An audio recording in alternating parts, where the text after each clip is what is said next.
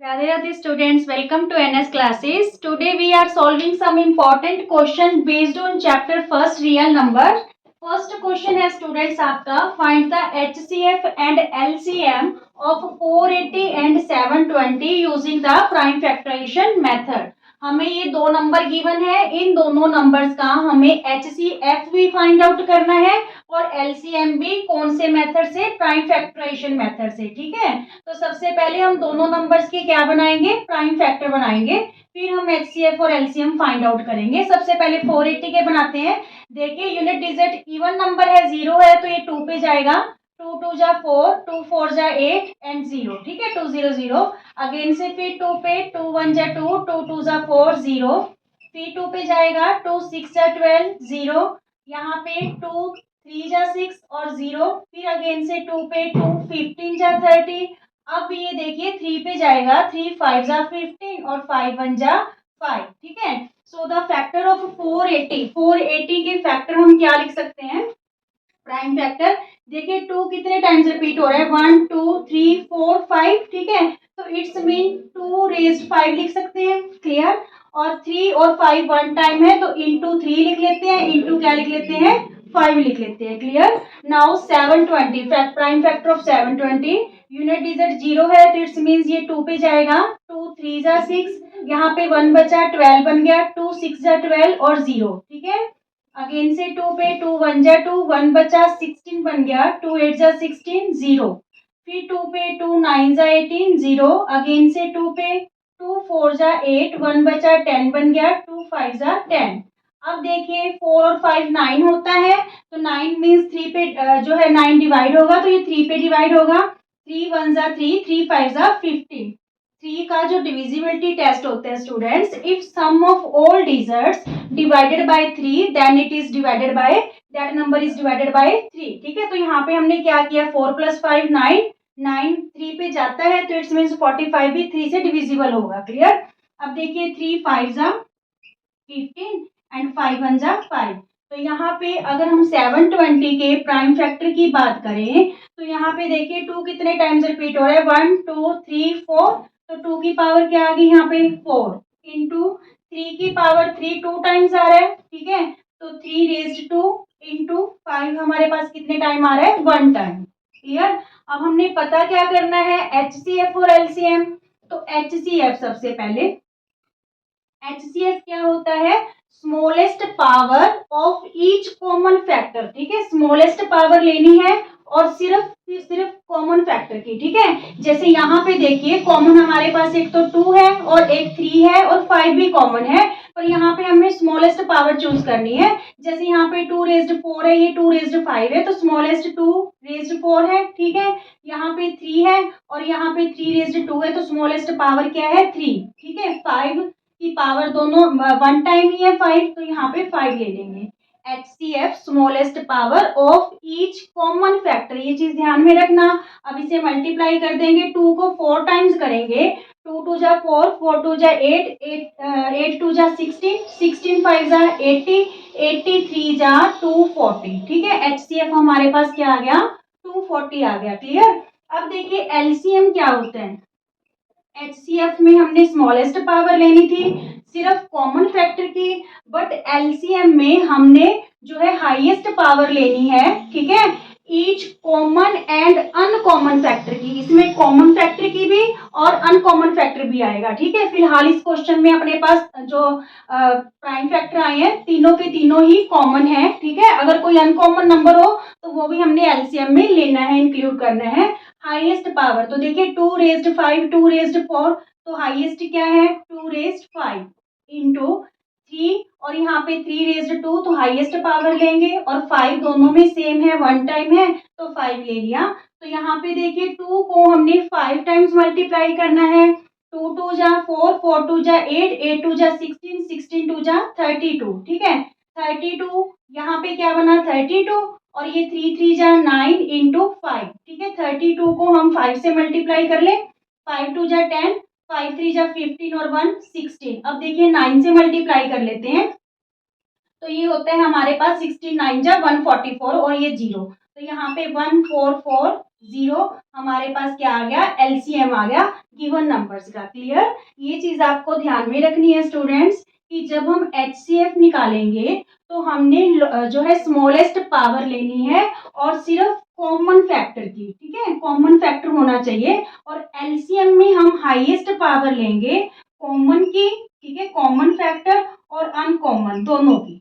Clear ये बात आपके, कॉमन और अनकॉमन फैक्टर दोनों होंगे एलसीएम में, एलसीएम में कॉमन और अनकॉमन फैक्टर दोनों होंगे और हाईएस्ट पावर होगी उसकी, ठीक है। इसमें स्मॉलेस्ट पावर होगी ओनली कॉमन फैक्टर की। Clear, okay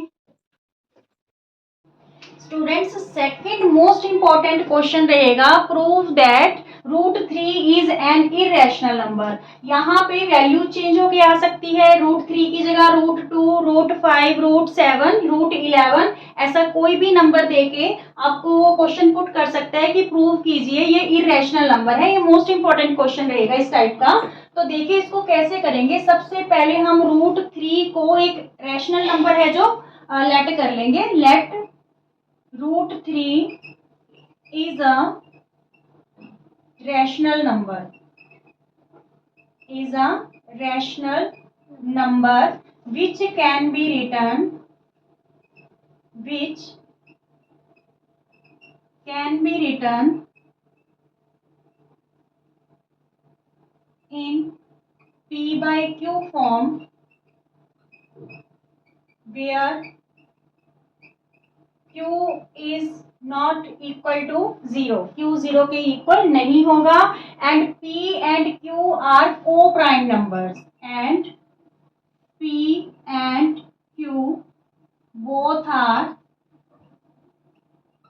co-prime।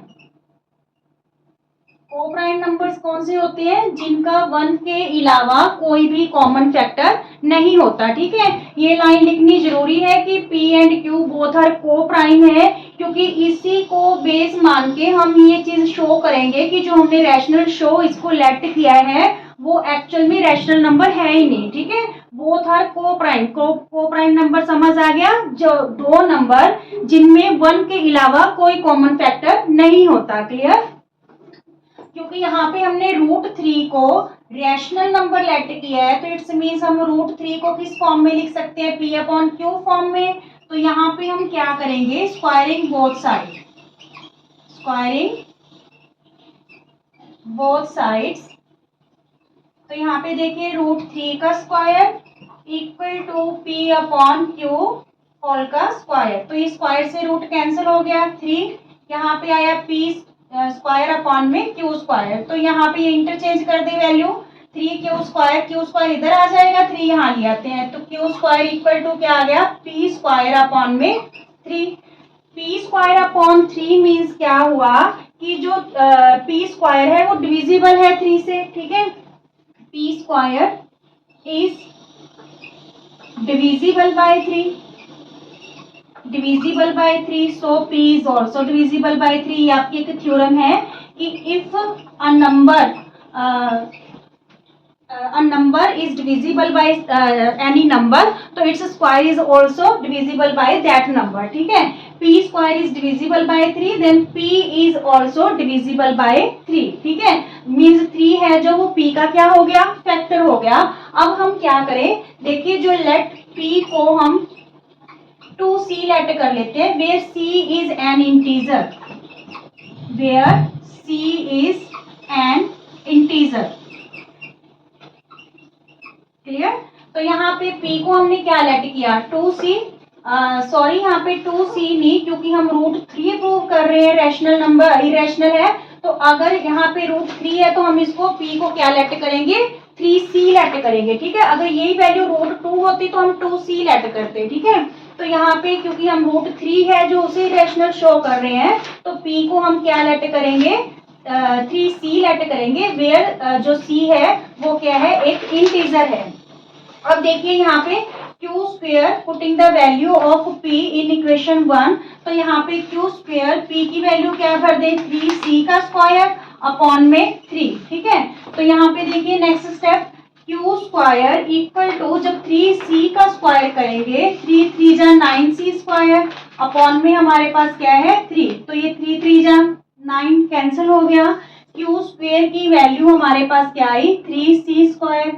ये 3 इधर मल्टीप्लाई है, इधर आके क्या हो गया, डिवाइड हो गया। ठीक है, तो it's means Q square is divisible by 3, ठीक है, as well as Q. It's means Q square as well as Q is divisible by 3।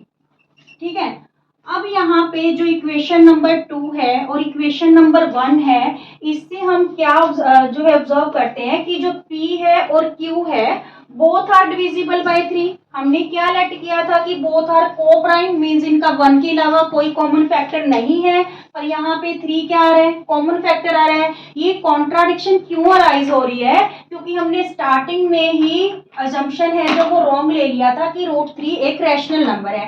Actual में √3 क्या है, इरेशनल नंबर है। ठीक है, तो यहाँ पे क्या लिखेंगे, from equation 1 and 2, from equation 1 and 2 P and Q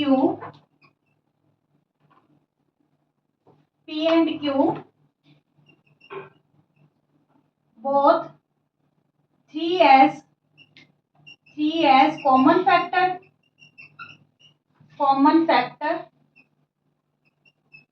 but we assume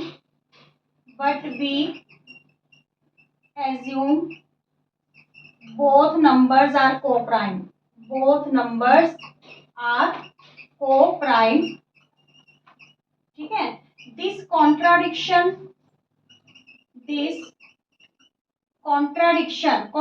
मैंने विरोधाभास कि माना हमने क्या है और उसका ऑपोजिट निकल के आ रहा है, both are co-prime. This contradiction has arisen due to our wrong assumption.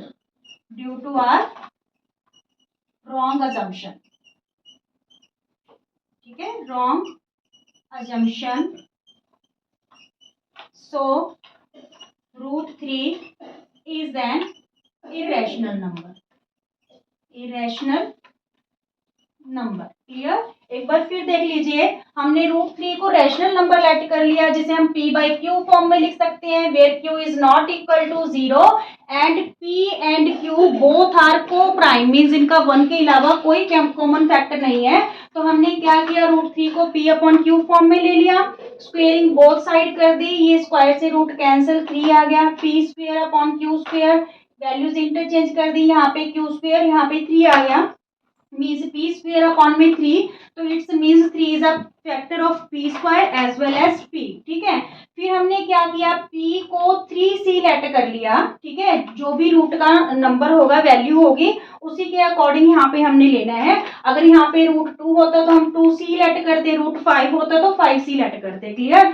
तो फिर हमने क्या किया, जो ये वैल्यू है इसको हमने इक्वेशन फर्स्ट में पुट कर दिया यहाँ पे, तो यहाँ पे P स्क्वायर था, इसकी जगह हमने क्या कर दिया, 3C होल का स्क्वायर। ठीक है, तो जब इसको हमने मल्टीप्लाई किया 2 टाइम्स 3C को 3C से, तो यहाँ पे क्या बन गया, 9C स्क्वायर अपॉन में 3 था, कैंसिल होके 3 आ गया, Q square equal to 3C square, ये 3 इधर आके क्या हो गया, डिवाइड, तो it's means 3 is also a factor of Q square as well as Q। ठीक है, इक्वेशन 1 और 2 को कंपेयर किया तो हमने क्या देखा कि P और Q दोनों का कॉमन फैक्टर आ गया 3, पर हमने क्या माना था कि बोथ आर को-प्राइम्स। तो this contradiction has arisen due to our wrong assumption, so √3 is an irrational number. ठीक है, अब यही क्वेश्चन देखिए स्टूडेंट्स, मान लीजिए यहाँ पे आपके पास √3 की जगह √5 आ जाता है। ठीक है, √5, तो आपको सेम ही क्वेश्चन करना है एज इट, कोई मतलब कि यहाँ पे सिर्फ डिजिट को लेके चेंज करेंगे और कोई चेंजेस नहीं है, √5 आ जाए, √7 आ जाए, √11 आ जाए, क्या करना है आपको,